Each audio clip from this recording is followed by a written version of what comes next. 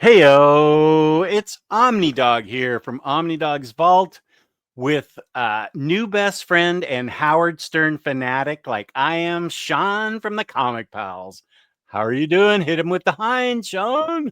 Hello, hello. I am doing quite well. Thank you, Jess, for inviting me here. I am very excited to talk about Image Comics. I have a bit of a reputation for being a big, Marvel Mm, fan, and of course a DC fan.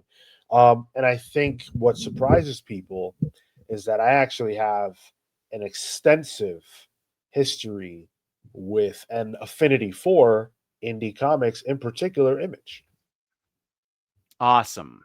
When do you remember purchasing like your first Image comics? Do you remember? Was it So I couldn't tell you that I remember the specific one from Image, but I can tell you that what opened my mind to the fact that there were indie books in general, that there were non-big two, like non-superhero comics, Mhm. was the book by Brian Michael Bendis called Scarlet.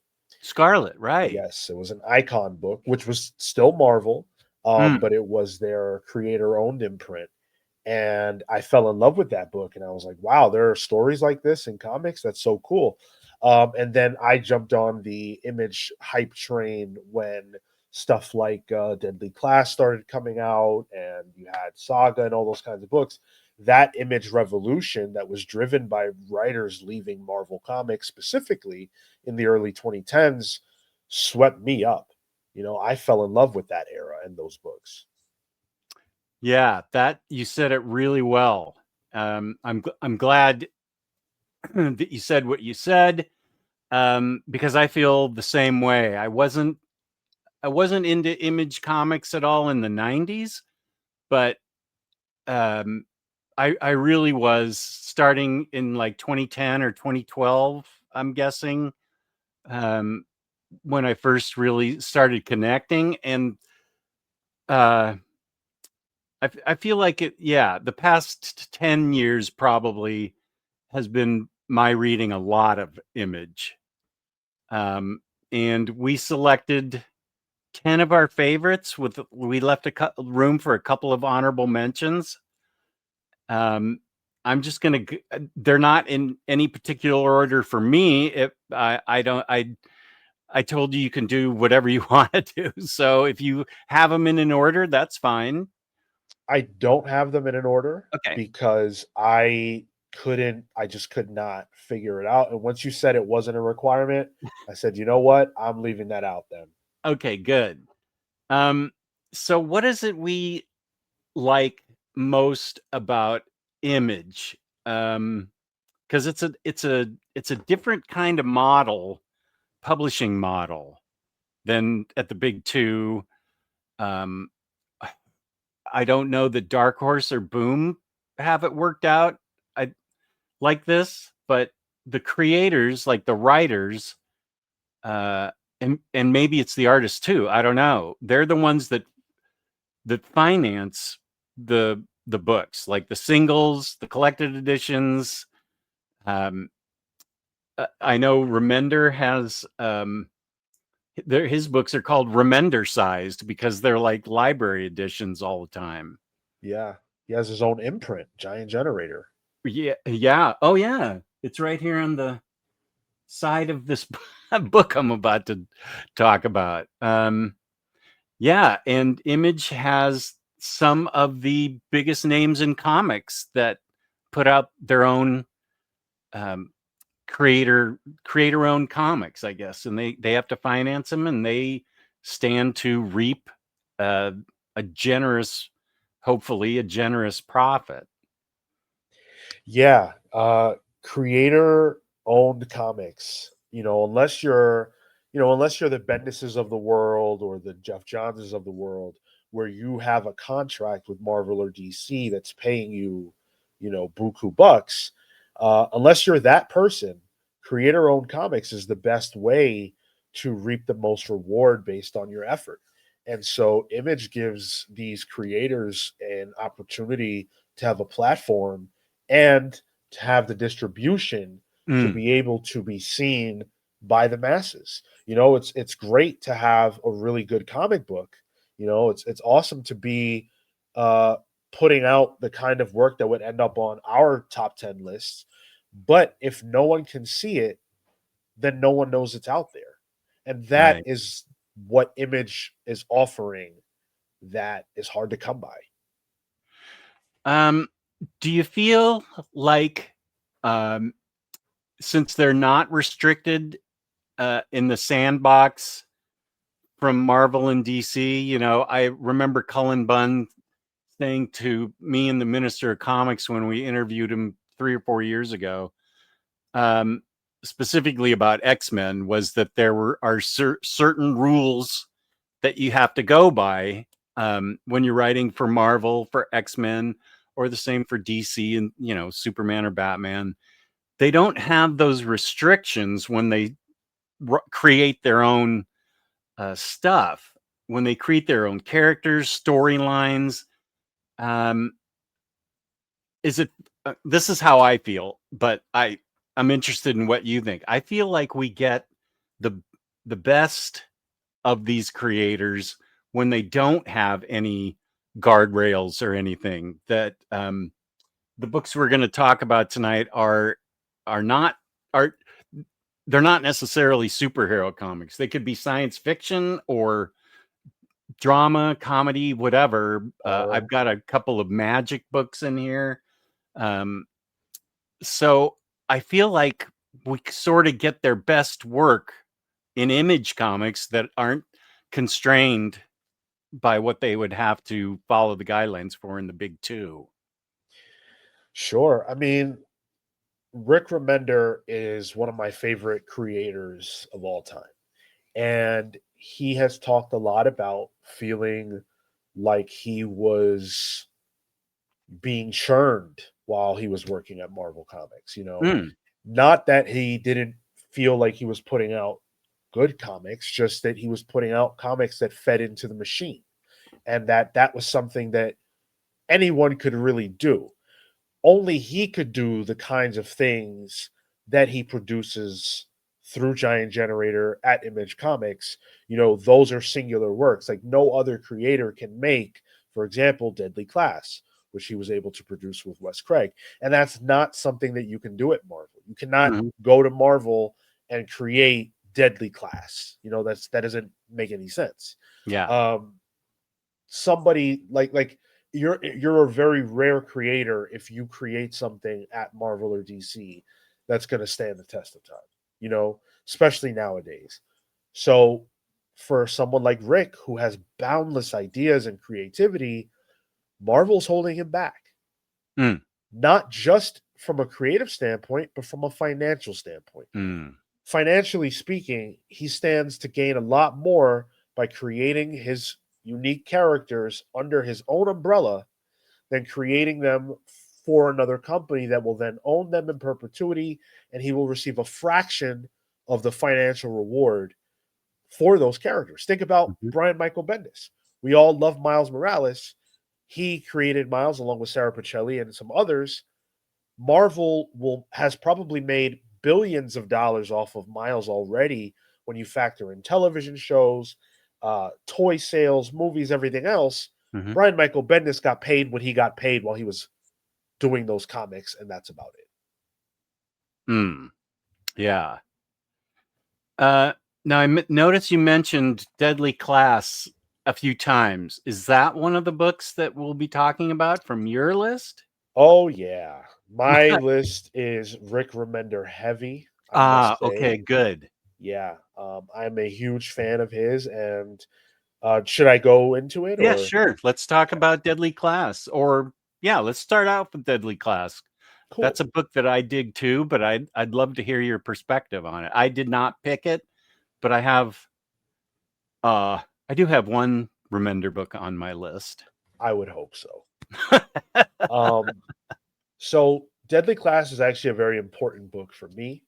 Um, I fell in love with Rick Remender's work during his Venom, his Agent Venom. Mm. which was one of his earlier Marvel books, and it featured Flash Thompson as Venom. And I noticed that Rick Remender was taking the character in sort of uh, more realistic roads, analyzing him as a war veteran who had a complicated childhood, adding layers to a character who was just really Peter's bully as a kid, Flash Hmm. Thompson. And that's the kind of thing that Rick would go on to do throughout his entire tenure at Marvel Comics. And so when I learned that this guy who brought so much depth to not just Venom, but also the Avengers, also Captain America, when I learned that he was doing his own thing with Deadly Class, I had to jump on board. And I'm so glad that I did. I fell in love with it right away. It's the story of this largely it's a story of this group of people. Sorry, go for it. Let me just ask you, do you want me to go get one of the books and I can show it while you're talking about it? Feel free. I wish I had a copy here. I don't. Okay, that's fine. I, if I could trust my Wi-Fi to be 10 feet away from my router right here, I'd take the show into the other room. But let me just go grab. I'll grab whatever I can of Remenders since it sounds like you have a bunch. So I do. I'll be right back. Okay.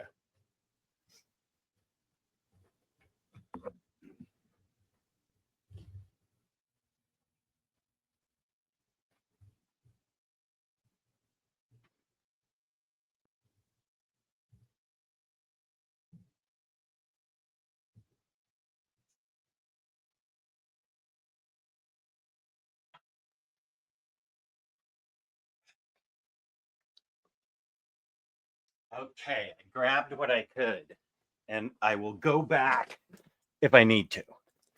Uh, okay. Go ahead. I was gonna say, would it be helpful for me to just tell you my list? Yeah, sure, but why don't we show Deadly Class, Okay.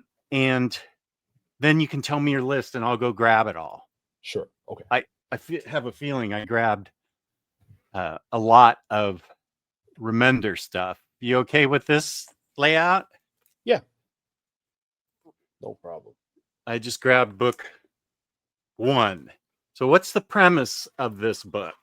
So, Deadly Class is a book that features young people who are school age, high school age, who are living on the fringes of society. And so they get recruited to this school that is training them to be assassins. These are kids that are, you know, hopeless in a lot of instances. You think about disenfranchised youth and people that just have nothing to lose in the 80s at a time where there was massive problems with drugs and everything else. So it's very much a love letter to that time period, a love letter to the brokenness inside of us.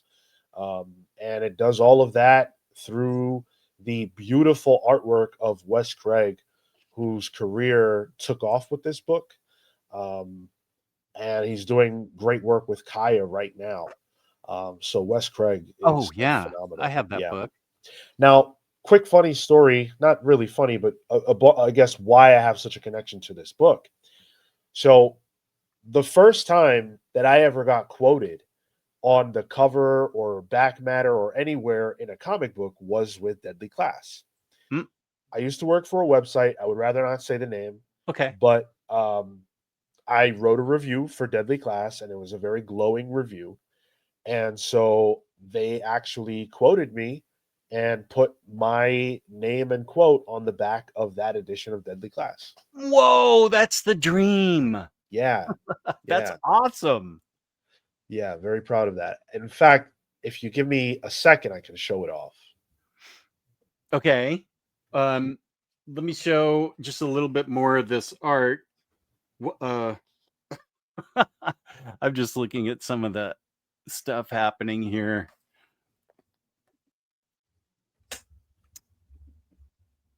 How So, beautiful is this? so this is, yeah, this is really great, and I love.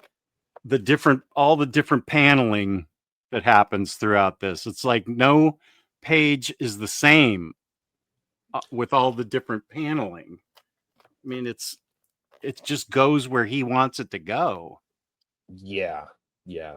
And Wes experiments. There are points of experimentation, especially when the characters are using the various, uh,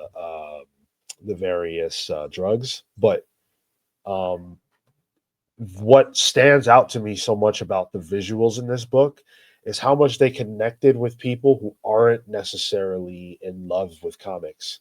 Because Wes Craig's style isn't the typical superhero comic book style, I think Mm-hmm. similar to manga, a lot of younger people were able to see themselves in this style. So many of the people that I would see at New York Comic Con during the years this book was coming out were dressing like the women in particular from this book.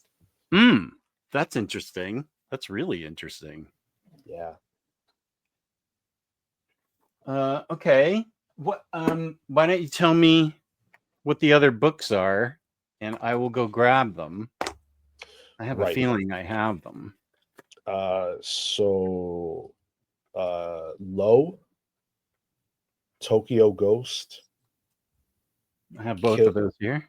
Killer Be Killed. Killer Be Killed. Oh, That's by Brubaker. yeah. Okay. Yep. I can go grab that. Lazarus. Oh yeah. Good choice. It's my favorite. Yeah. Um, Okay. Lazarus. Black Science, Okay, I got that right here. Criminal, Okay. Department of Truth, Department of Truth. Department of Truth. Oh yeah, yeah, yeah. I know where that is. Saga. That's one of my choices. If I would imagine. No, that's fine. It's good that we have a little overlap. I don't mind that a bit. Kaya. Uh, wait. Department of Trust. I put Department of Trust, Department of Truth, and then Kaya. Yeah, and Saga. Oh yeah, Saga. Okay. Invisible Republic and Velvet were going to be my honorable mentions. Invisible Republic, and I happen to have all of those. Wow. I'm vibing with you. Awesome. Likewise, as usual. Yeah, that's right. Let's see. I have Low with me right here. I have Low, Black Science, and Tokyo Ghost. Why don't we talk about these three, and then I'll go get the others. Let me wait. I thought I had Black Science here too. I do. Yeah. Okay. Killer Be Killed, Lazarus, Black Science, Department of Truth, Kaya, and Saga's already here. Okay, I only have 2 or 3, 4 books. Another Remender-sized book by Remender. Oh, that's And, so beautiful. and you know what I like about this? This thing is chunky, and it's built really well. Yeah. And it's $50. Yeah. Yeah. I Is that because all of the profit goes to these guys? They can make these because, ladies and gentlemen, that is really inexpensive for a book, especially if you get it online and you can get it 30% off or something. That's like $35, which is really reasonable for a solidly built book with great content. So that's Yeah. remarkable, I think. I mean, you're holding in your hands my favorite Rick Remender book, Oh, Low. Yeah. This book broke me down. Um, it is the story of a family that gets destroyed and broken apart. It all takes place underwater largely. mm, Um, and these pirates essentially break into this family's home. They're a family of note. And they break into the home. The family gets bad things happen to these people, and that's their lowest, and the rest of the story is them trying to rise above that, be better people, potentially find each other, and maybe even save their world from an impending doom. It's a story about rising above your lowest points. It's a story about, reclaiming yourself. Um, and it's got gorgeous Greg Ticini artwork. A lot of people naysay about the Ticini art. I love it. I What? think he's a brilliant artist. Who Um, naysays? What? How I've dare heard a they? lot of negatives about his work in this book. Well, Um, that's ridiculous. I completely agree with you, but yeah, I mean the work speaks for itself. It looks gorgeous. It's a really great read. It's a hard read. It's an intense book, sort of depressing, but to me, it's worth it. Hmm. Okay. Good choice. Thank you. Um, let's see. You've talked about two, so why don't I talk about two? Yeah. I have a lot of trades here, but a lot of hardcovers. The first one, I read this a number of years ago, is Sonata. It's by David Hine, and the art is by Brian Heberlin. And this book is, I can't show the pictures and think and talk at the same time. So let me just say, this is a book about a planet that is a peace-loving people come to inhabit the planet, and right after that, a warlike people come to inhabit the planet. But it turns out there is an indigenous tribe already there, um, and so you've got a dynamic of three different cultures working, plus the fact. First of all, I love this art. Let me. This art is really different and unique, but I really love it. And he's got a style that I think is really unique and interesting. Whoa. Um, Sonata, is the female protagonist in this, and she rides a giant bird. There's many ways of travel in this book, but you don't want. She's the peace loving uh, part of the peace loving tribe, and these dudes that look like they're from a Zelda game, they're the indigenous people. And here are that's the son of the leader of the warlike people. And what you don't want to do on this planet is awaken this valley of giants. These are gods who are asleep, and they appear to be made of rock. And some people believe in them. Some people just think they're carved out of stone. They're giant gods, and they get awakened in this book a couple times, and trouble ensues. So it's a book that tries to have people in the end get along. And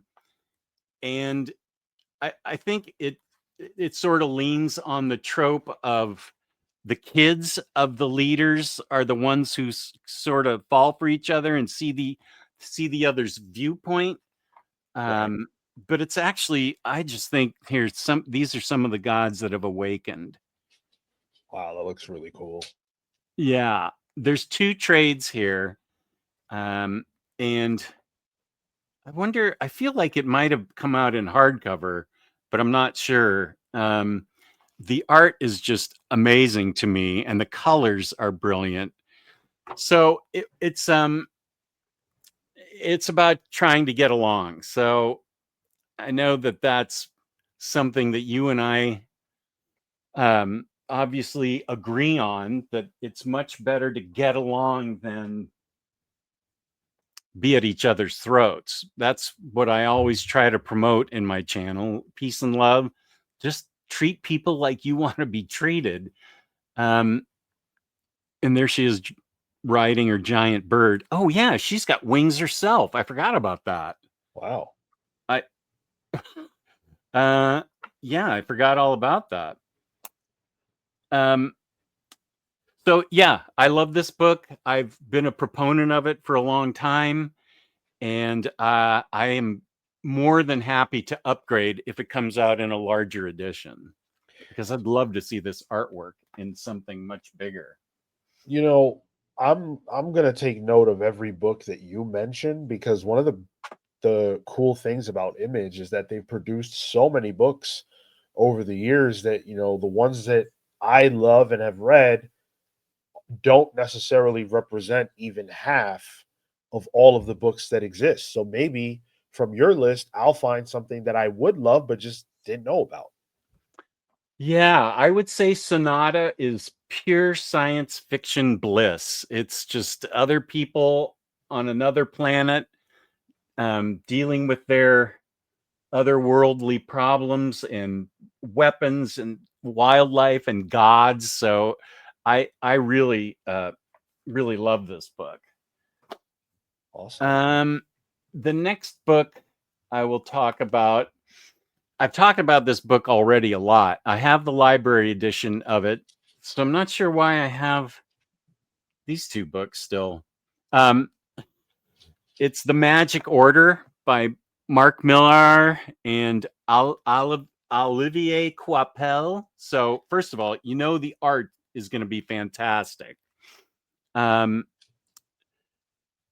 I think people are sort of reluctant to invest in a book by Mark Millar, based on where he sort of was really popular, and then I feel like he ended up depicting a lot of problematic stuff. And so I can say that everybody can read this book and be delighted, because it deals with the magic order, and they are in charge. This one family is in charge of keeping ghosts and magic and monsters and fairyland, the forces of darkness. They're in charge. This one family is in charge of keeping it all regulated. And they live in a painting in the Chicago Museum of Modern Art, um, which is amazing. And they all each have their specialty. Like this woman is um, a magician, like a Houdini escapologist type. Her name's Cordelia, and I just love this art. I mean, I think everybody knows how great Olivier Coipel is, even though I'm sure I'm butchering his name. Um, so they end up being um, challenged by another family for the right to this book that has they Cordelia's family protects the book because it contains uh, the the very things that they're trying to protect against. It is a very dark magic book, and this other family wants it because they think they deserve it. Um, it can be a little bloody. I will say that there's virtually no um, there might be a touch of nudity, but it's never done in in a gratuitous way, which I think is the reputation that Mark Millar ended up getting, rightly so. This book is just much more joyful, with each character being a real character. They have um, just how odd and unusual they are is just remarkable. And there are 4 books in this series, um, and it says on it Netflix. So I assume this book is being adapted. And I know the writer has a big, um, a very big contract to produce his stories for Netflix. I haven't heard of this one yet, but there's 4 books, each with a different opposing force in it, and each with Cordelia. Cordelia, the escapologist, is the one who inherits the leadership of the family. I think it's the Moonstone family. But each of the books is with a different faction. And what I love about this book is that you see, well, I don't want to spoil what I love. You see things, and what you see is not always what really happens. And I think that's where Millar's writing really comes in to its own in these books, is that it is really creative and fun. How he can kind of mess with your senses as the artist, puts down what the writer wants. And I'll just say he goes one way while you're going the other, and you end up crossing, and it's really creative and fun. I really love the Magic Order. Oh, okay, good. What Yeah. Have you read all 4 books? I haven't. I read the first 2. It's very much it's very much The Sopranos meets Harry Potter, which is super fun. Mm-hmm. It's one of the better Mark Miller properties of the last decade. Yeah, I agree with that. Um, it's I would say it's pretty safe for all grown-up comic readers. I think 15-year-olds at this point have seen more than this book could supply. Yeah. So I think 15 on up it's fine for. What okay, let's see. You wanted to talk about Tokyo Ghost? Tokyo Ghost. Yes, this is another Remender joint this time around. He's joined by Sean Gordon Murphy Mm-hmm. in a book that is another one that I feel like was speaking directly to me. Rick Remender is the writer in comics whose work I most connect with and feel like is the most relatable. This book takes place in a future version of our world that takes our technological addiction to the extreme. In this world, people are obsessed with their dopamine hit and they use technology to get it at all times. There is no disconnecting. And it follows 2 primary characters, one of whom is trying to get out of this lifestyle, and the other who is so addicted to it that he is always, always, always connected and always watching and never thinking and never allowing his emotions in. It's a book about the mistakes that we make as people, letting our worst selves be the way we allow ourselves to be represented in the world. It's a book about our technological addiction and how we need to Mm. find a way to break it.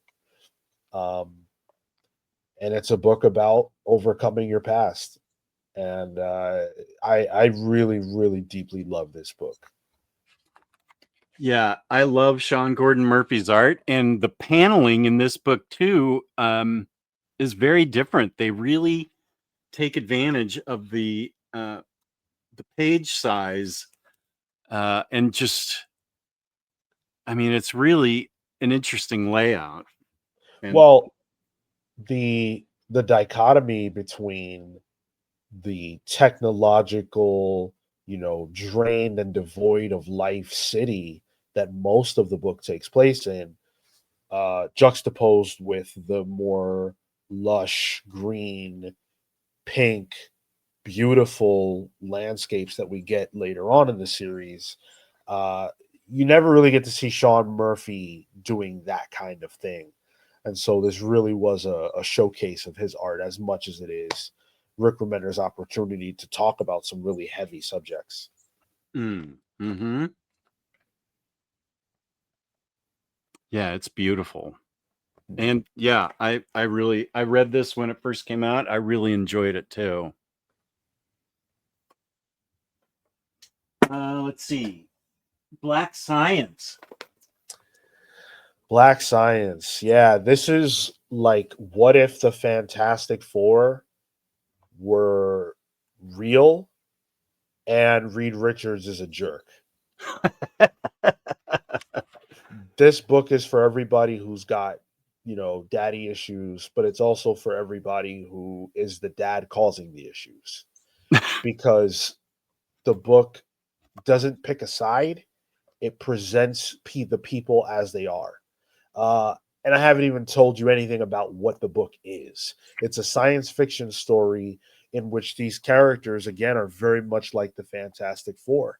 But at the core of this story is the father's mistakes and not valuing the family that he has that causes almost all of the problems that they encounter in their journey.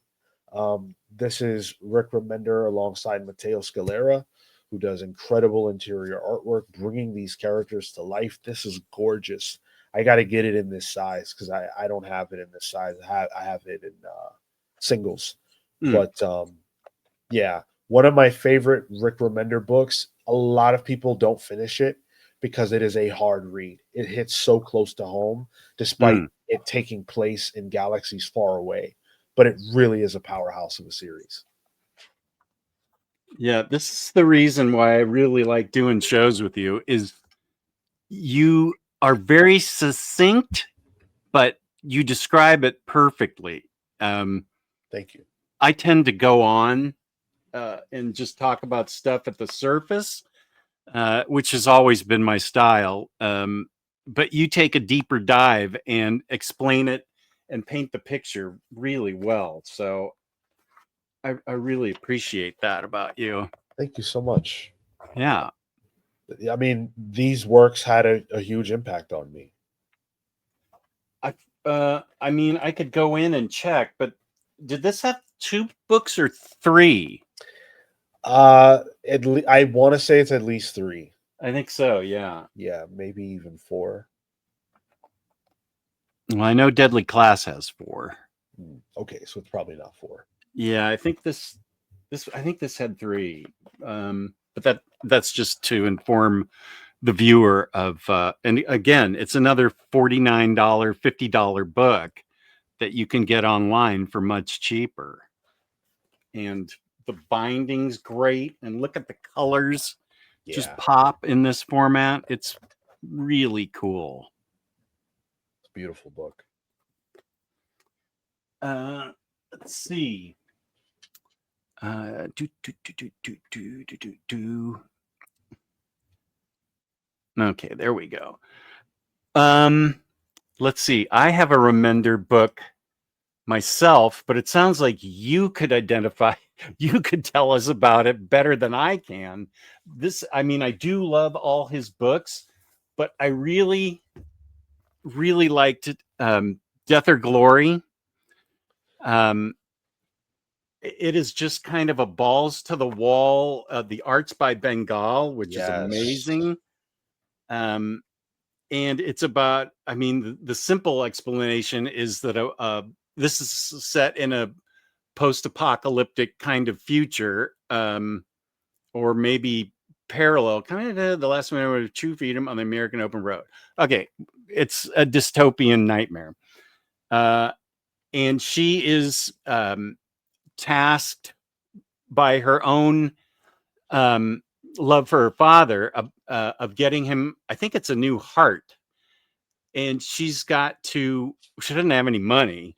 So she's got to zip around 5,000 miles, 4 heists, 3 days, 2 psychopaths, and 1 woman who's had enough. And she's got to bomb around everywhere to try and steal this money so she can afford to get her dad the surgery he needs. And Bengal's art is nothing short of fabulous. And the colors in this book too they're pretty, but they're kind of a little more muted, if you will. Yeah. Like this is pretty vivid and nice, but I feel like the colors are a little bit more muted to. Hmm, I At don't know. times. Yeah, at times. Yeah, I think that's a good way. Is this a book that you liked, or were you not as much into it? Yeah, I definitely liked it. It didn't make my top 10, but it's very much one thing Rick Remender loves to do is take a look at our society and the problems in it, focus in on one and kind of talk about that. And Mm-hmm. in this case, he's talking about the fact that there are a lot of people in this society who will die because they don't have money. And Mm. that's crazy. And the lengths that someone is willing to go to save someone that they love. It shouldn't be the case that we have those kinds of struggles or concerns, but we do. And because this is comics, it all takes place in a crazy kinetic environment where we've got cool looking cars and beautiful Bengal art, and it's all beautiful and great, but underneath that is the beating heart of a story that hits very close to home for a lot of us. Yeah, not being able to afford health insurance or health care, that is a very real reality. Yeah. So I really enjoyed this book a lot. Uh, this is one of the books that I have reread a number of times. Uh, I enjoy it so much. It's gorgeous. Yeah. Let me get back to that. Okay. Let's see. Have you ever read Middle West? I have not. This is by Scotty Young with art by Jorge Corona. Stop Who, it. Really? yeah, I'm happy to introduce you to this. I've read this several times. Um, I think I read it in trades when it first came out, but Huh. Jorge Corona's art is fantastic, and I'm a big fan of Scotty Young. I, I always worry when you hear that an artist is going to take up writing duties. Yeah. I, I think he's a better writer than artist. Even I like his quirky art, but the stories he tells, I could have picked I Hate Fairyland because I enjoy that too. Um, but this is about a kid who has problems with his father, like violent problems with his father, and so he has this little fox friend who talks to him, and he can hear it, and he runs away and ends up hooking up with the circus. Um, this is his dad in his supernatural form. The kid's name is Abel, Mm. and I don't want to spoil it, but I will spoil it anyway. Abel has the same kind of power that his father does, and they end up facing off at the very end. But he Abel ends up signing on to a really odd, strange, interesting circus where he helps people, and the people can help the people in the circus end up helping him too. All these oddballs that are really interesting. Um, but here you can see, uh, yeah, this is this is Abel's power. When they get angry, they end up Wow. being like supercell thunderstorms that uh, they become, and they create a lot of destruction. And there's a lot of uh, misunderstanding and tension and unexpressed emotion that's kind of held within between the son and the father. You don't see anything good about the father for the first three quarters of the book. Then some things get explained. They don't excuse his abuse of his son, but you come to understand why it happens. And I don't want to say anything more about that, or it will definitely spoil it. But this is all about his adventures out on the road with his fox and all the oddballs that they encounter. It's it's got some funny scenes and can be lighthearted throughout, but you know, it deals with an imbalance of power between the father and son. And as you say about the other Remender books, that it does hit home, and I could see it um, possibly upsetting some people if they have that in their own lives. Hmm. Although, well, it it does have a happier ending, I think, than a lot of other stories. Things do get resolved, but not in a normal way. But oh man, look at this. Wow. I'm definitely going to pick this up. I think you'd really dig it. It is called Middle West, and it's very kind of mystical and supernatural while doing um, while being down to earth and understandable. But it's got lots of fun, interesting, supernatural, magical kind of things happening in it. Did you know that this creative team reunited for another book? Uh, They Jorge did Corona. they did Ain't No Grave together. Oh, yeah. Which, yeah, came I out think I last read that year. earlier this year. You're right. Loved it. Yeah, that was good. Yeah. And Jorge Corona was the artist. Transformers. Not what I was going to say, but okay, good. Oh, sorry. No, it's fine. I don't, that's not my generation. So I'm happy to have you talk about it because I don't know a darn thing.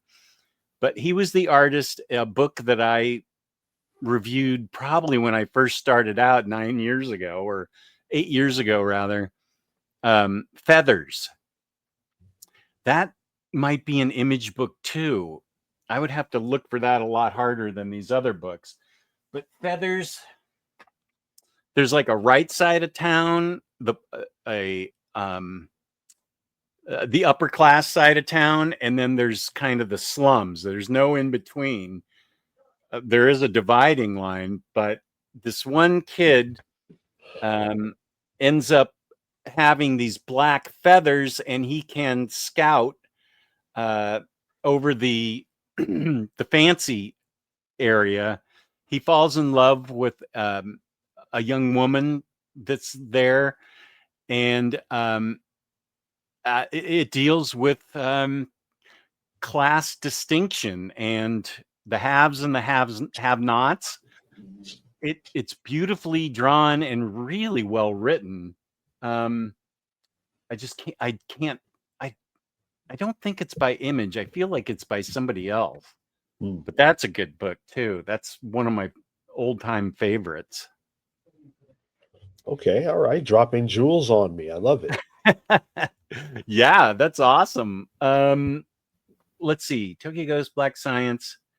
You want to talk about a book I have right here? Is Saga? You said Saga was on your list, right? Yeah, but I'm more than happy to let you describe it. You do a much better job than I do. I'm happy just to what actually, why don't you start talking about it? Okay. I'll give you the screen while I go look for your other books. Sure.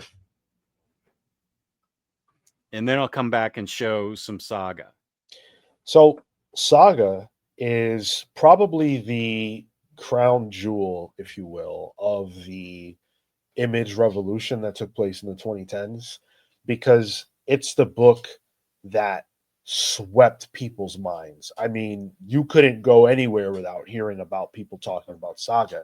When we talk about like appointment television or water cooler television, Saga was a water cool comic in the sense that when you went to your LCS or you went to your friend's house who reads comics, the book you guys were talking about was Saga, and it had a chokehold on people for quite some time. I almost didn't include it on my list because my affinity for it has waned over the years. It took a very long hiatus. Saga's was on hiatus for so long that we had like 2 presidents in between or something like that. It was a really long time.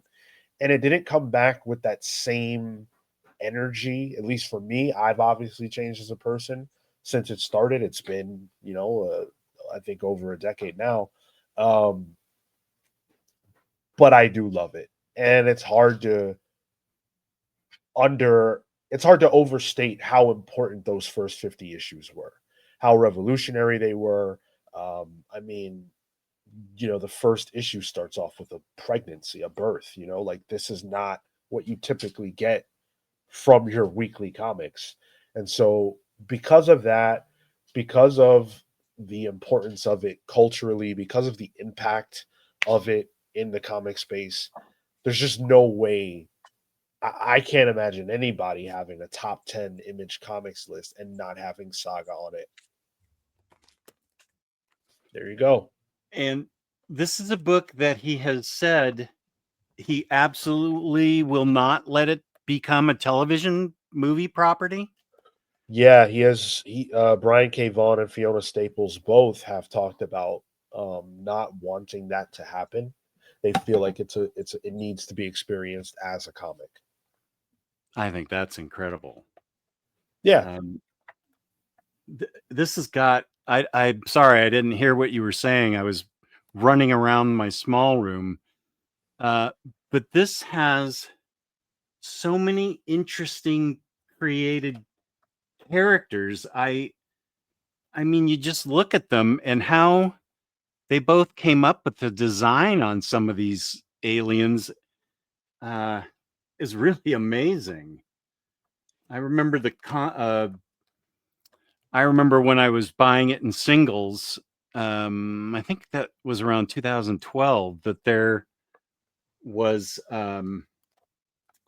controversy over the content. Like within the first page or so, there was some controversial content, and Apple wouldn't. Wait a minute. Did Apple have comics back then? What I uh I Oh, think Apple as a site would not allow Saga on to be used even if it was a different app, like Kindle or something. They wouldn't allow it to be on their platform, which is silly. I and think I'm Go ahead. that's one of the things that makes Saga so important is that it challenged convention, in a lot of ways, and it forced people to sort of be a little uncomfortable because you're not used to seeing some of that stuff. I mean, the way Saga issue 1 starts is absolutely nuts. And this is the only comic that I've ever seen that kind of thing in. But you needed to see it. It was important. And that's why Saga stands out, because it's risky and it doesn't do anything you expect it to do almost ever.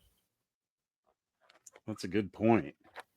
It is risky, and you're right. It continues to amaze. I haven't read past issue 50 when they took the 3 or 4 year break.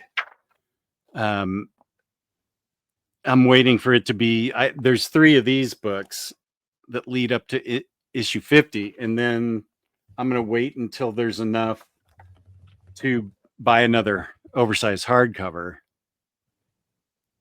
I imagine that you have.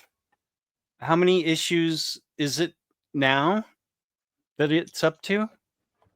I don't remember exactly what the last issue of Saga was, but I know that they've continued fairly steadily since it came back. At least I think so. Mm-hmm. They're trying to get to 108 issues. 108. Yeah. Okay, that just for is that them challenging the norms of going to 100, or have they already mapped out all 108 I books? think I think it was a mapping thing. Like I think Brian knows sort of where he wants to wrap up, and Mm, that's just where it happens to be. okay. And there have been 72 issues to this point, I believe. Oh, okay. Well, that sounds like it's enough for book 4. Yeah. I mean, let's see. Chapter 18. There's 18 issues in this book. And I have to say, the way issue 50 ends, I have not experienced anything like it in comics. Everything you said about risk taking and kind of pushing the envelope, the boundaries, it shattered every comic book norm, I think. I'm not saying it was bad. I think it was, I can't wait to read what happened afterwards, but it was definitely a chance that they were willing to take.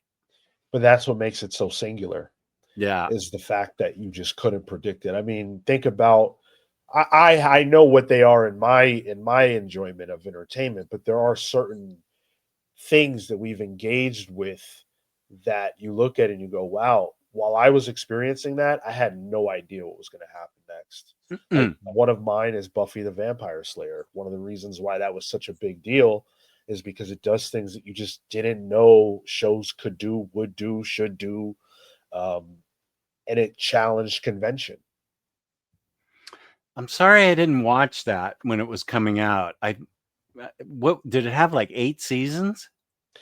There are 7 seasons of Buffy in television, and then it continued on in comics. Okay. I I'm 7 seasons behind in that show, and people, you and Omnicat, Kristen, e- everybody talks about Buffy. And I'm really sorry that I never watched it. Uh, that's on me, just because I don't know. It didn't look like it was going to be that good to me, and it ended up being everybody's favorite show of the past 20 years. And I was seated. I was watching it as a 6-year-old or whatever, however old I Mm. was. I was locked in with that show. The dichotomy of Sean, massive Buffy fan, massive Howard Stern fan. Like, there are multitudes within me. You exist as a complex man. Indeed. Many layers to Sean. Yes. Uh, Actually, tell me about Kaya, because I haven't read this. I own it, of course, but I haven't read it. I relish any opportunity that I get to spread the gospel of Kaya. So I told you that Wes Craig was the artistic half of Deadly Class. Well, after Deadly Class, he became the full Monty, the full creative behind Kaya, an all ages book, and by all ages I mean anyone can read this and love it and engage with it, not just children. Um, where Kaya, the titular character, she's got this really cool, like, Winter Soldier-ish robotic arm, and her brother is the prince. He's a prince of this, this kingdom, and she is his protector. But they're in danger, and people believe that the prince has magical powers that will save this kingdom, and she needs to protect him in order for him to do that.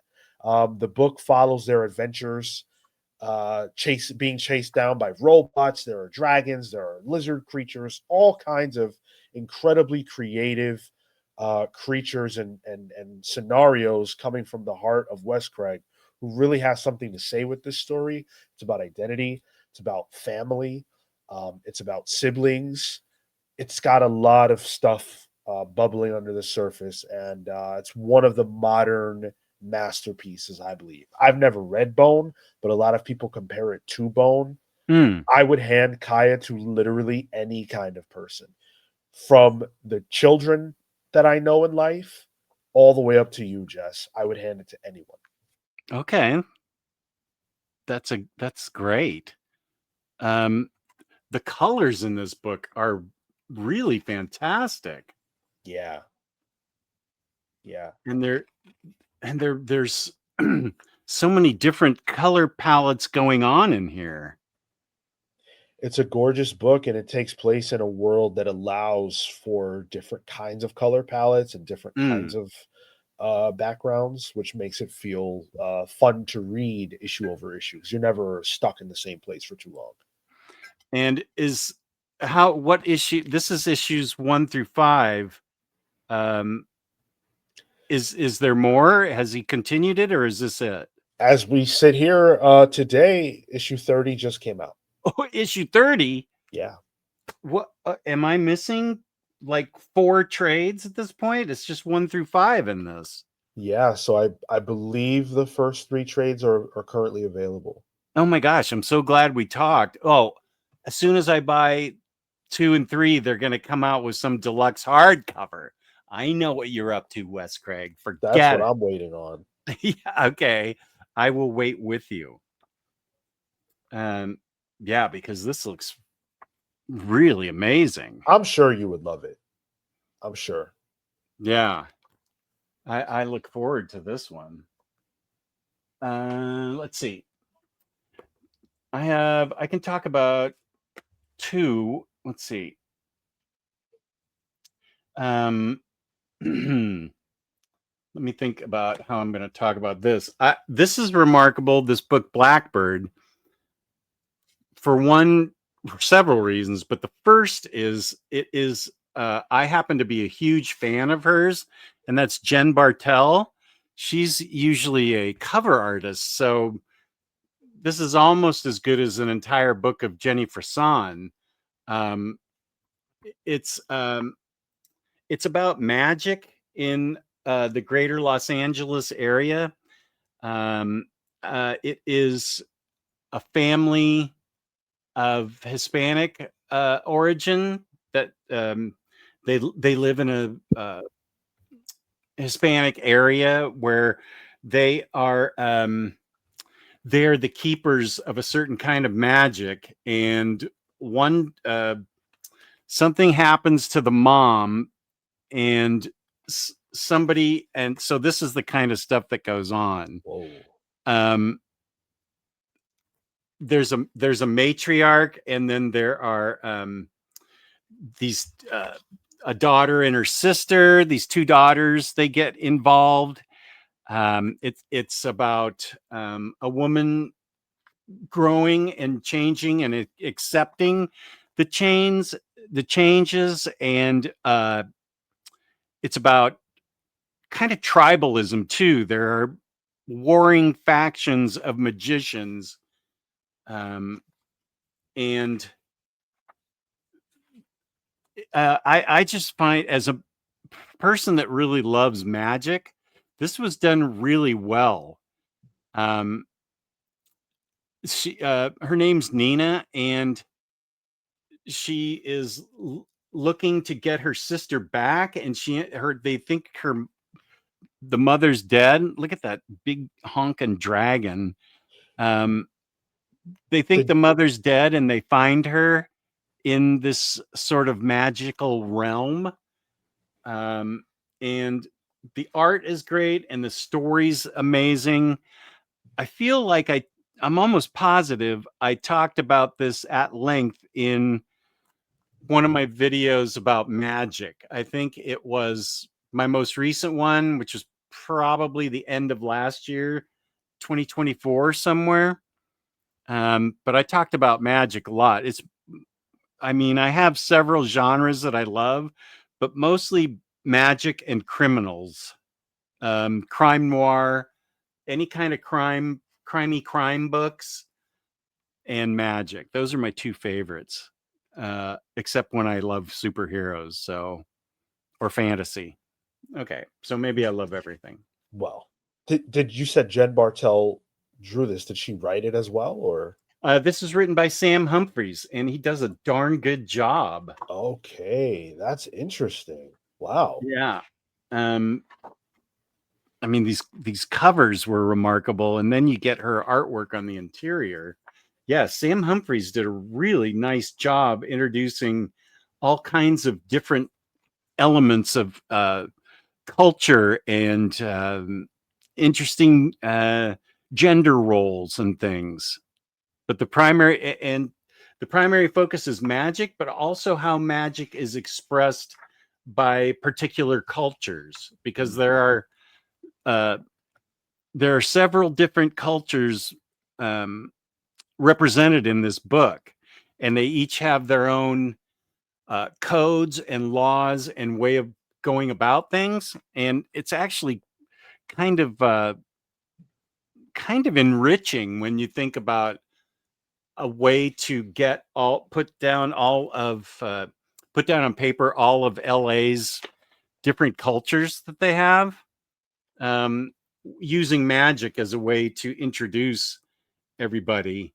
Um, but this just is Blackbird 1 through 6. It's from 2018. Oh And wow. unless I've missed something, this hasn't gotten a second volume. So I don't, uh, I don't know where it is, because it definitely leaves off on on a not a cliffhanger. Well, yeah, I really wanted more. I can't say.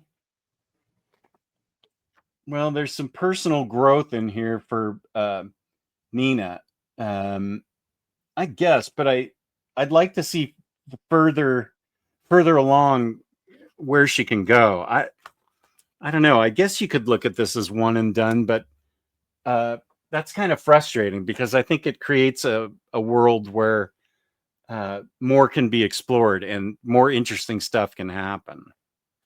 It's tough. And I think that's one of the, this is a video that is largely about our favorite things from Image.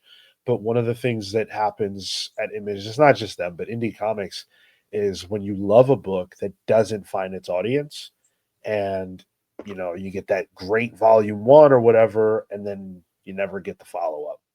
Yeah.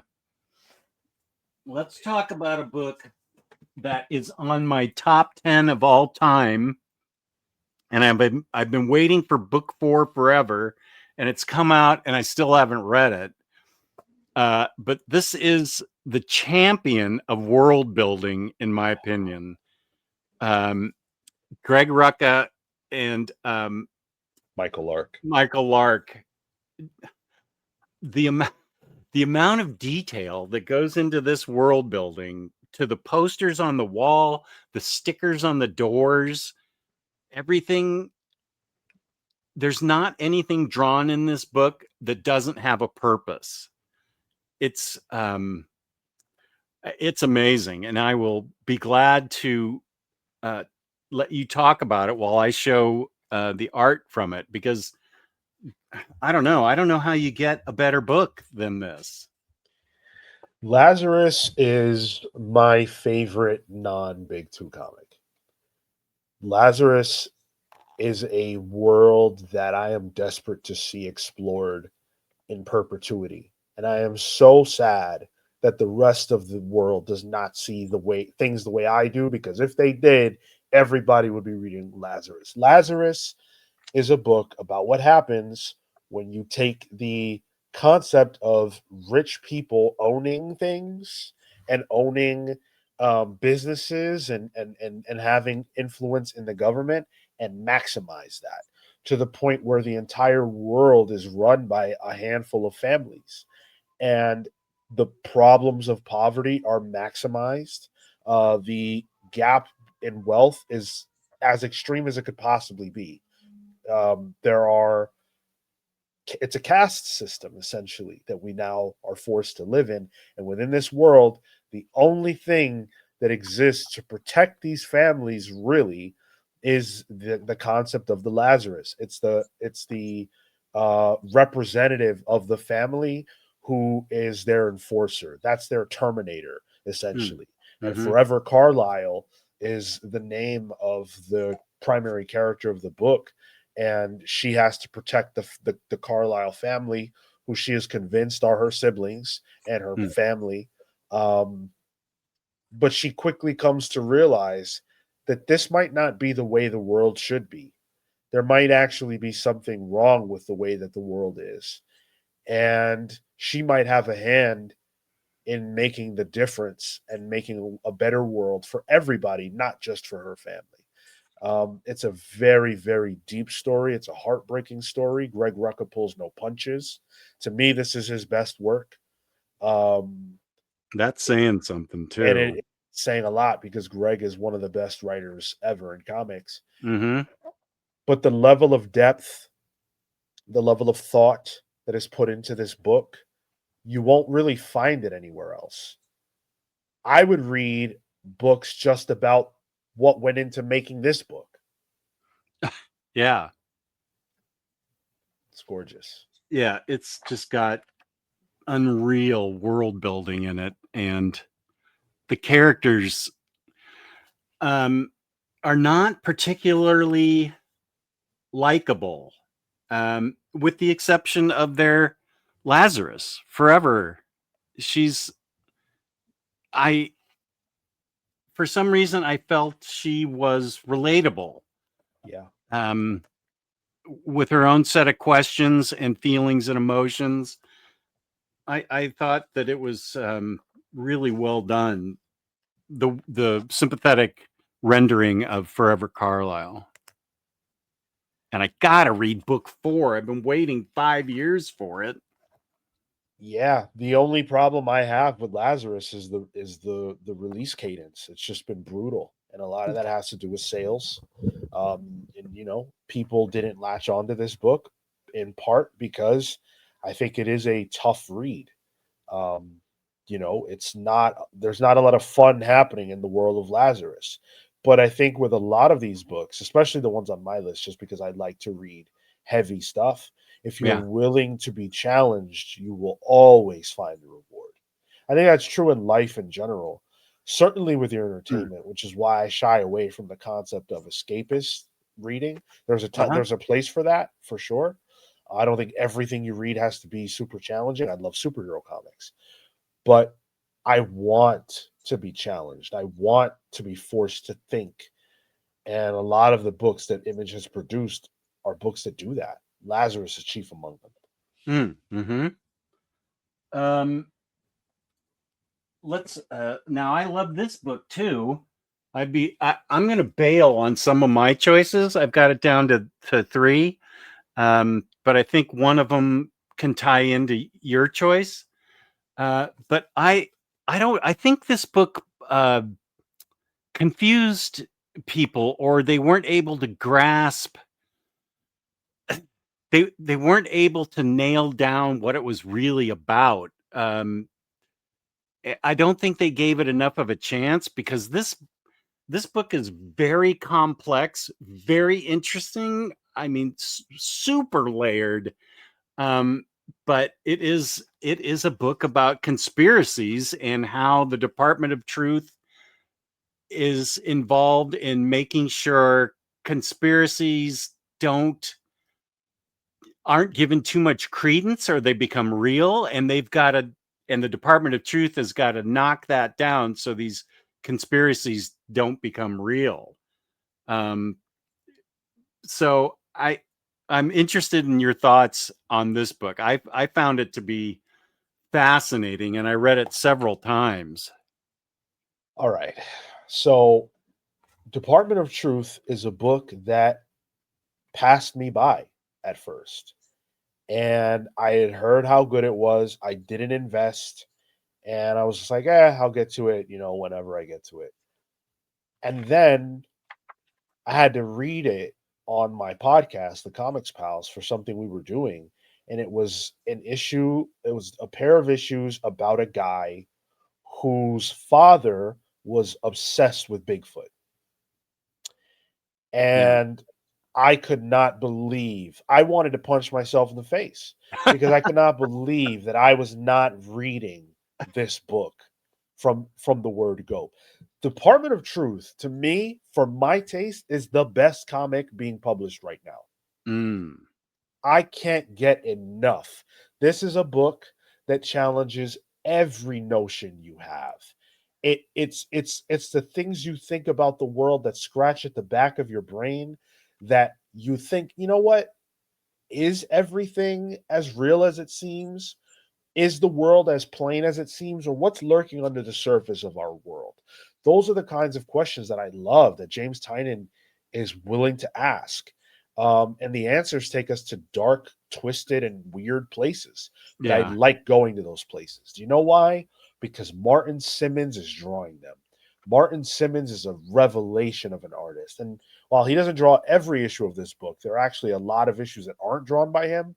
The main story driven issues are always Martin Simmons ones.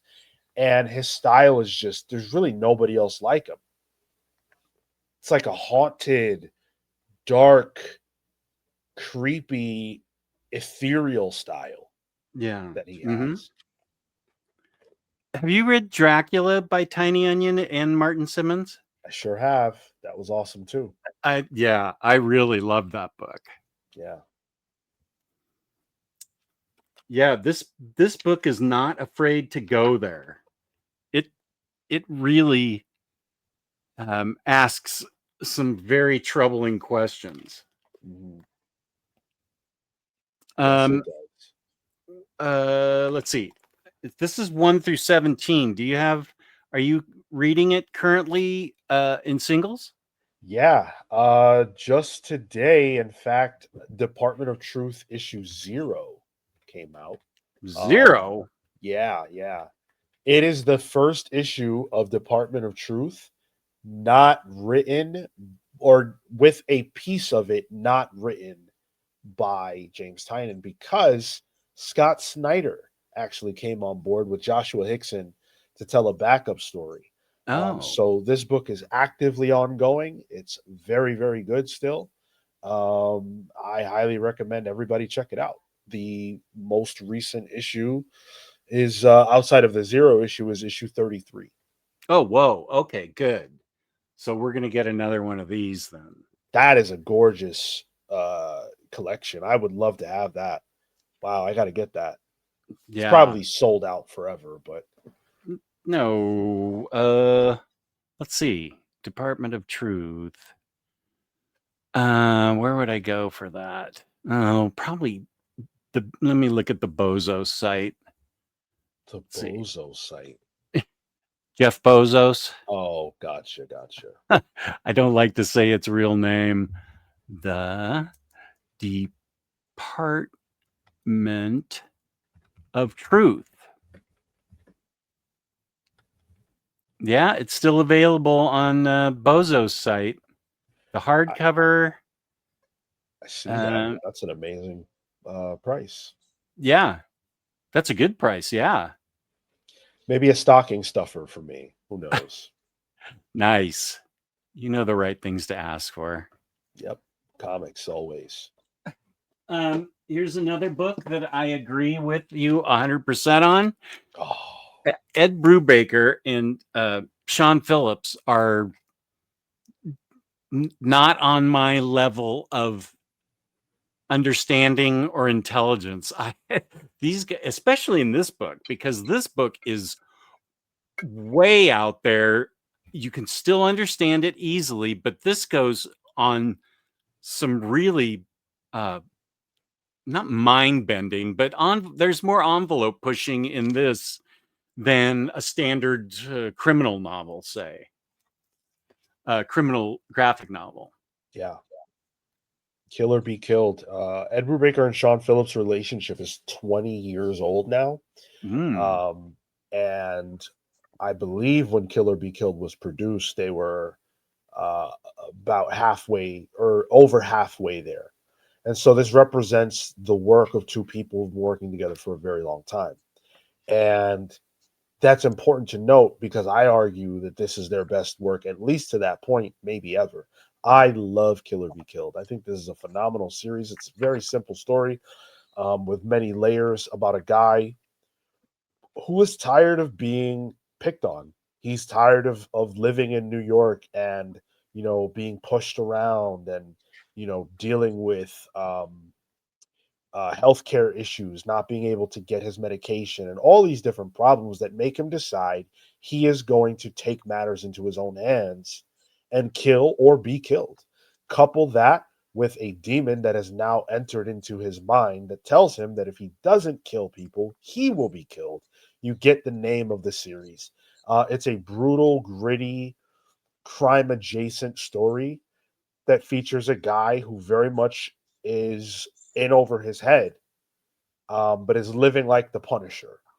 Mm. It's a rare book from these two that feels almost like a superhero book just because he is a vigilante, but it stays true to the core roots of what Brubaker and Phillips tried to do, which is tell stories that feel hard boiled and edgy, and does that very well.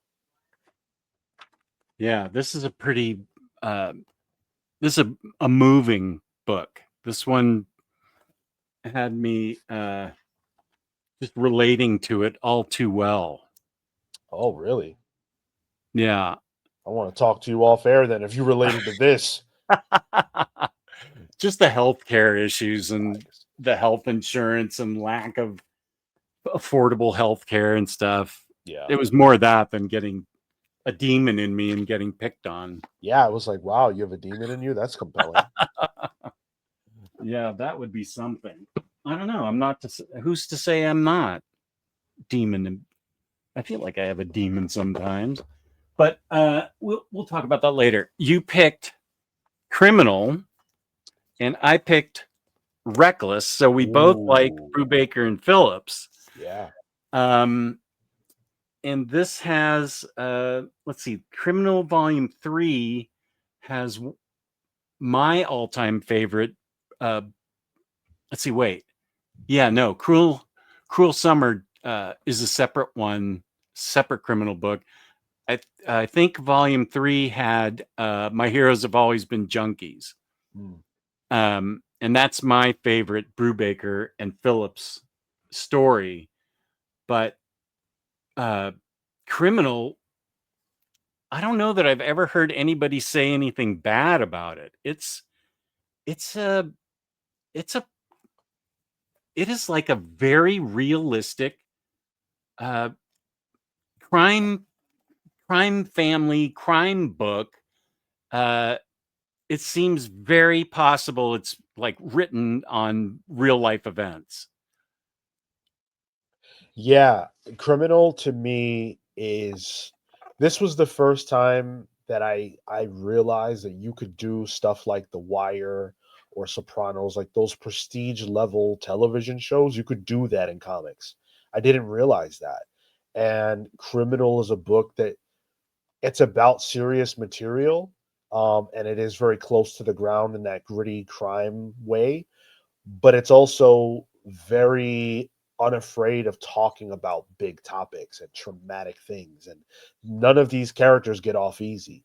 There are no happy endings that are unearned in the world of Criminal. These are people who have messed up their lives. Uh, Sometimes their lives are messed up for them, but often it's people who cannot stop making bad choices, and they always pay the price.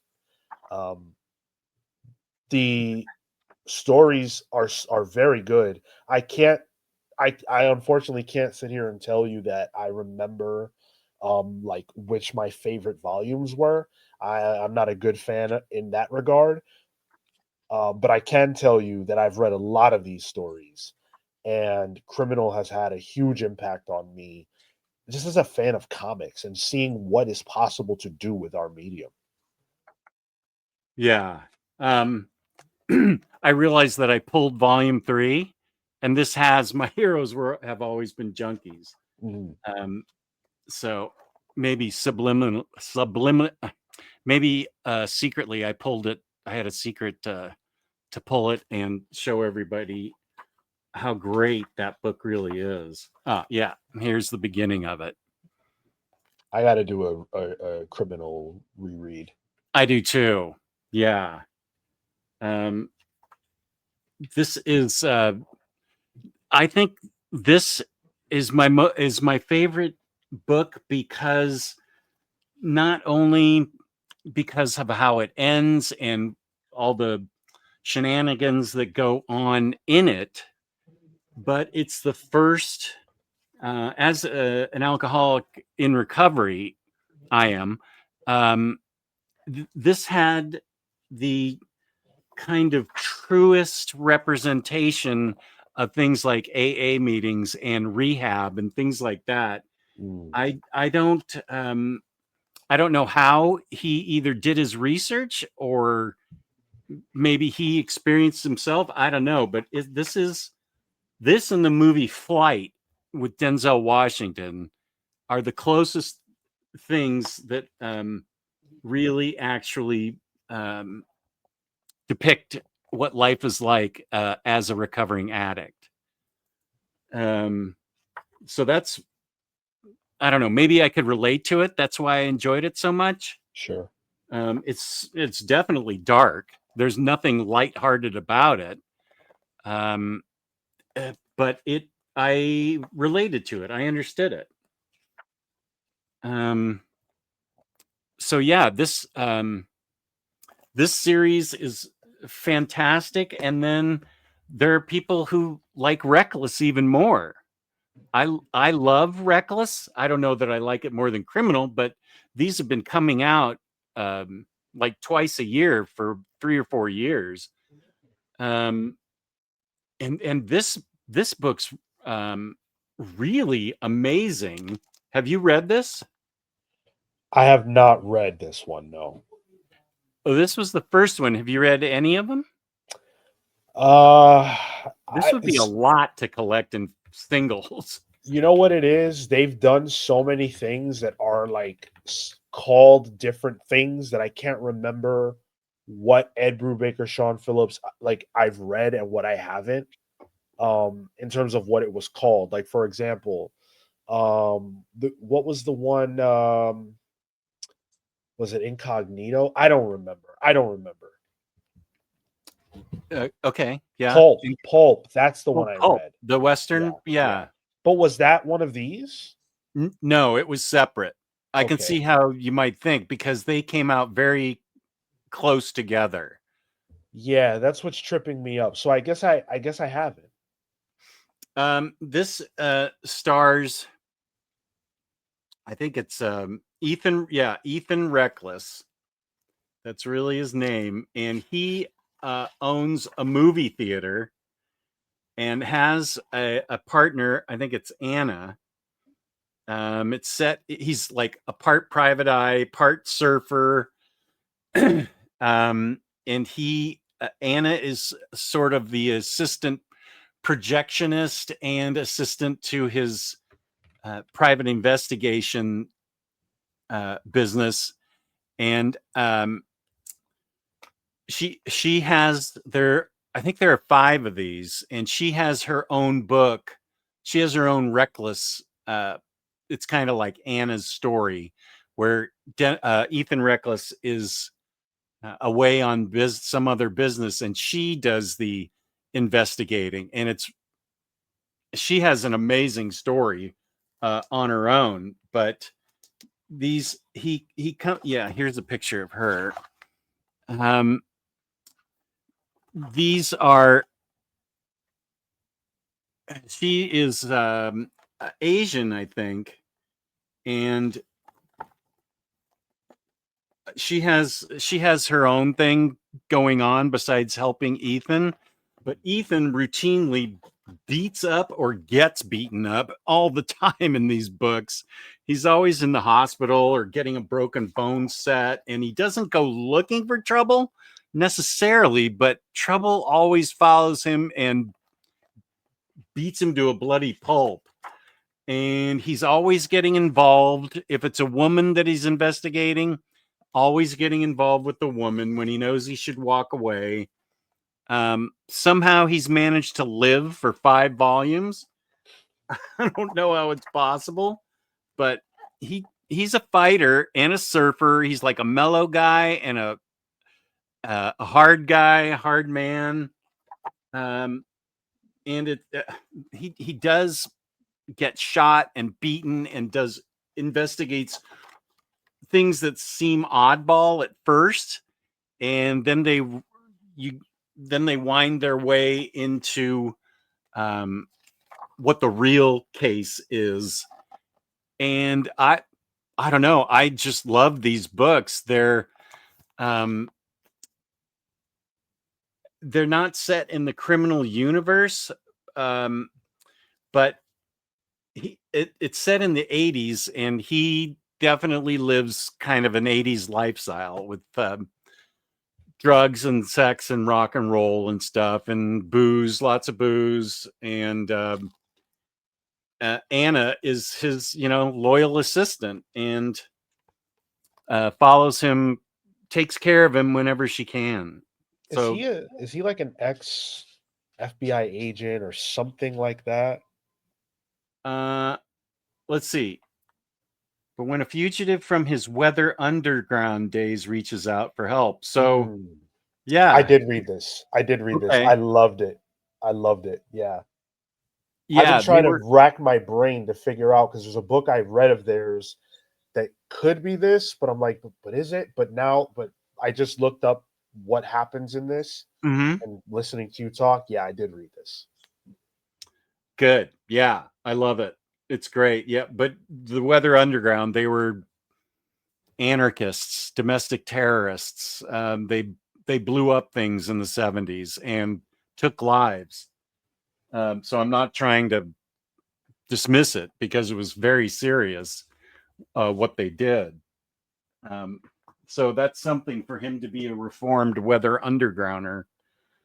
Um, I feel like we're sort of running out of time. I couldn't find Invisible Republic. I thought it was Invisible Kingdom that I knew right where it was. I know I have Invisible Republic, but I couldn't lay my hands on it. Have you ever read Paper Girls by Brian K. Vaughan? I did, yes. I did not finish it, but I read the majority of it. Mm. Let me just talk about it real quick. These are Paper Girls. They're Cliff Chang's the artist. He does a great job as usual. They deliver the newspaper in early mornings, in the early mornings. So that's how they're Paper Girls. Um, for me to just sum it up, they see things that shouldn't be, like giant creatures and aliens speaking an alien language. Um, things are happening in their little suburb that can't be explained, and then all of a sudden, their their future selves show up, and they are they see what they are like in the future. Um, and it's really it's fun. I don't It's got an edge to it. These girls are definitely not, um, playing with Barbies at home. They're out there smoking cigarettes and delivering the paper because they need the dosh. And I I think is one of Brian K. Vaughan's better books. Um, but the future selves leave messages to their past selves, trying to direct them without changing uh, history. And in books 2 and 3, we get more of the story about who the girls are, fill in more of their lives, what their future selves are up to, and how it involves their past selves. Um, I don't mind time travel stories. I think some people get tripped up by them, and I can see that. But this was a very easy to understand time travel book. It They do something funny when they see their future selves. They're like everybody would be. Oh no, that's what I grow up to be. All of them, and I'm sure that would be my reaction as a 15-year-old, seeing what I grew up to be in like my late 20s and stuff. Um, but BKV and Cliff Chang, I think this is really great. They did a great job on this. Yeah, I mean, honestly, I think, Paper Girls has a lot of layers, and it's one of those books where I think the less you know before you read it, the better you are. Hmm. So try to read this book with an open mind, because it goes places that you really can't expect. I had a lot of fun with it. I don't remember why I didn't finish it, but that happened with so many Image books where like I would really enjoy it. It starts off great, and then maybe it gets delayed for a while or Mm. whatever, and you kind of fall off. Because I'm not a collected edition person Hmm. and I'm mostly singles. Once that break happens, I often fall off. I can see But how this that was happens. Paper Girls was excellent. I'm glad to hear you say that. The last book I have you read East of West? Oh, East of West. Oh, uh-oh.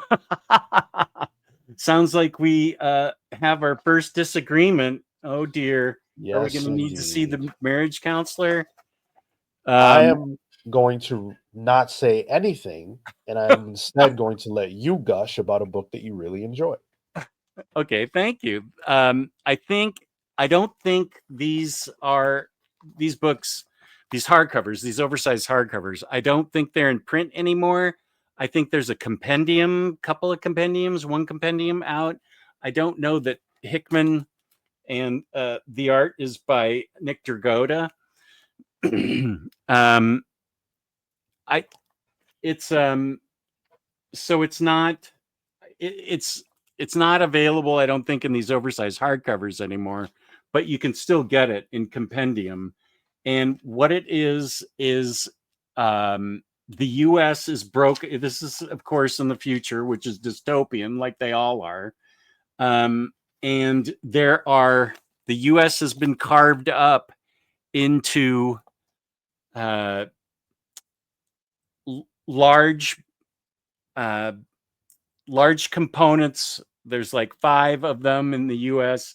They each have a representative that is a bit otherworldly, because what they and death is, there's an embodiment of death, and we know that because this is his wife, and the whole book is about the coming of the apocalypse.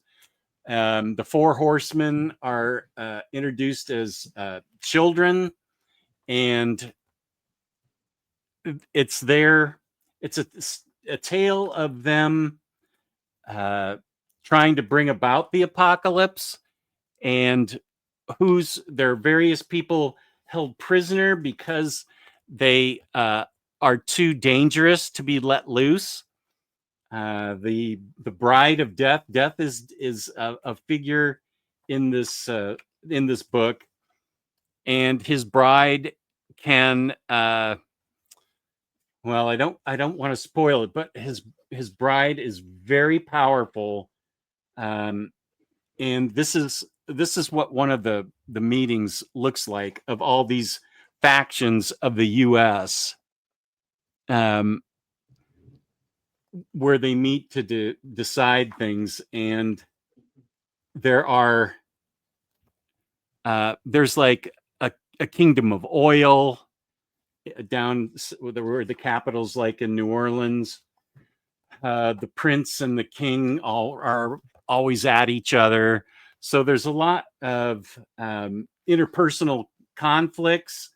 There's that you might expect with when it comes to expensive resources.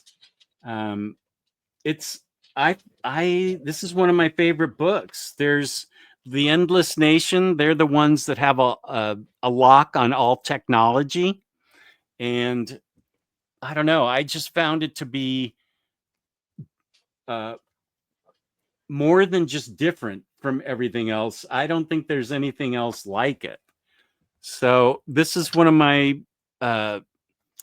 my favorite books, because it's got, you need to be careful reading it, um, because there's a lot going on in it. There's there is a lot going on, and it's easy to get lost in it because some characters, quite frankly, can look like another. Their coloring is different, um, but you can get a little bit lost in it. So you have to be really attentive to what you're reading. but it's about the apocalypse and the bride of death, and the embodiment of the four horsemen of the apocalypse, the personification rather. I don't know. This is one of the better books in my library, to me. Absolutely, fair enough. And for what it's worth, East of West is highly praised, so that's awesome. I understand if it didn't hit with you. That is completely understandable because everything's subjective. Yeah, Some things hit and some things don't. yeah, I would 100%. never get upset with somebody that didn't like any of my books, um, because art is subjective, and I get it. And as it happens, I enjoy them both, Jonathan Hickman and Nick Dragotta, tremendously. So Is is it Nick Dragotta that's drawing Absolute Batman? sure is. Wow, his styles in this East of West and in Absolute Batman are completely different, but I Yeah, could he. tell it was his artwork still. I love the stylistic shift. It's really cool to see an artist do that. Yeah, you're right. Is there anything else we have to talk about with Image? Obviously, we're just scratching the surface here. There's a number of Image books we didn't talk about that are well worth buying and reading. Is there anything else you think we should have covered? I mean, I look, mean, we're talking about a company that has existed for 30 years, so there are always going to be gaps. We didn't talk about any of the Image founder books, and you could do a whole video about Spawn and Savage Dragon and some of those other things that have never really spoken to me in the same way that the books that were on my top 10 do.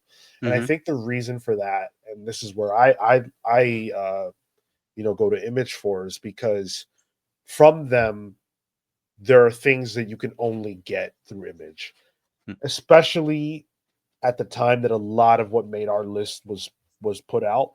There weren't all these additional publishers doing things. Like now you have Distillery, you have AWA, you have Ignition Press, you have Ghost Machine, you have all these different imprints and groups. Before it was really just coming from Image. And so it was a way to get away from superheroes and touch books that it felt like the creators really had something special and important to say.